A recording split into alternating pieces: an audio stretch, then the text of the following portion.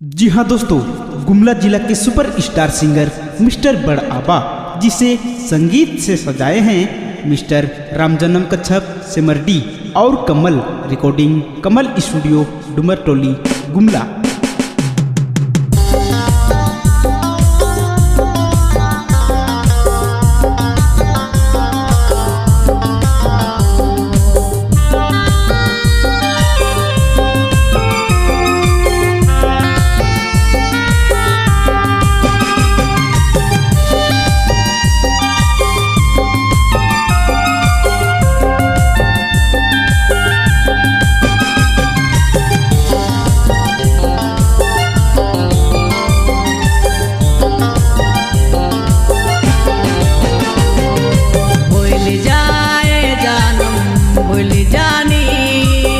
सुनीता बुलाए गेलक तो भूल जा, सुनीता बुलाए गेलक तो भूल जा।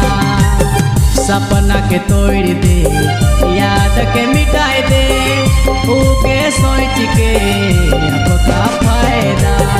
सपना के तोड़ दे, याद के मिटाए दे, ऊके सोच के अब का फायदा।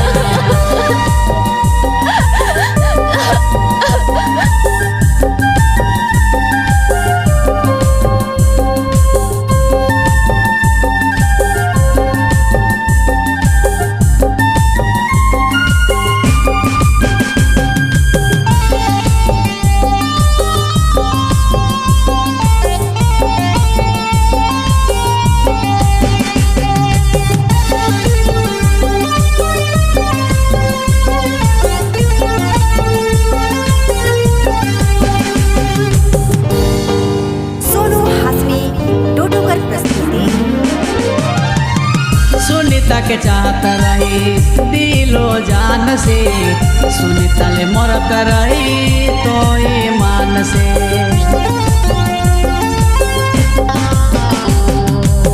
सुनीता के चाहत रही दिलो जान से, सुनीता ले मरत रही तो ईमान से। भूल जाए जानम भूल जानी, सुनीता बुलाए गेलक तो भूल जा, सुनीता बुलाए गेलक तो भूल जा। सपना के तोड़ दे, याद के मिटाए दे, ऊके सोच के अब का फायदा। सपना के तोड़ दे, याद के मिटाए दे, ऊके सोच के अब का फायदा।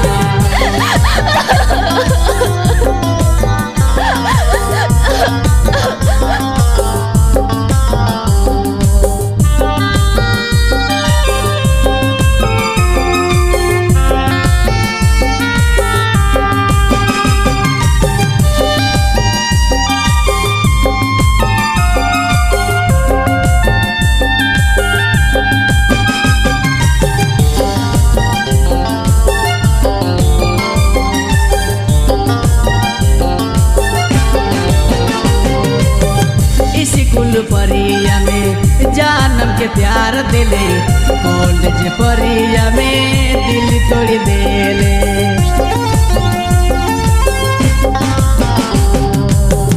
स्कूल परिया में जानम के प्यार दिले, कॉलेज परिया में दिल तोड़ देले।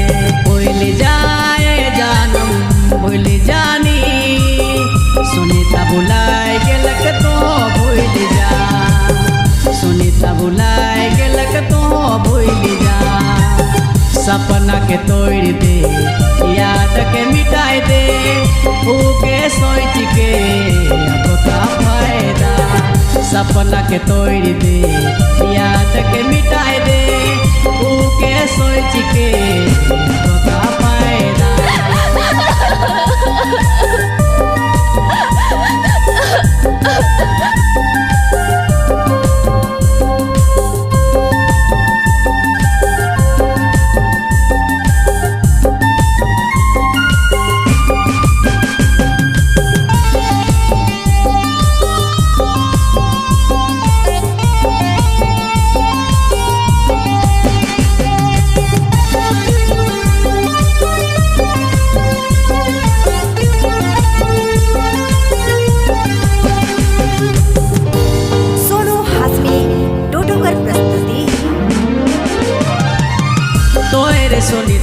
सनम कर दिले युके गम तोय राम जन्म होले बदनाम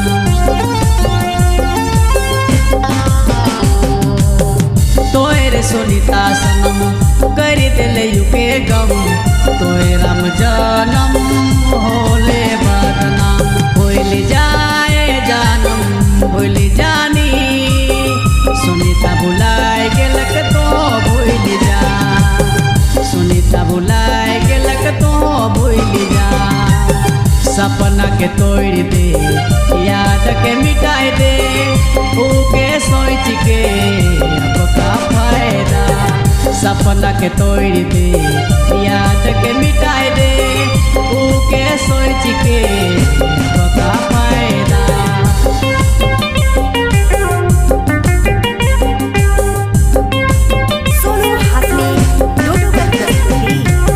by Kamal Studio Dumar Toli Gumla।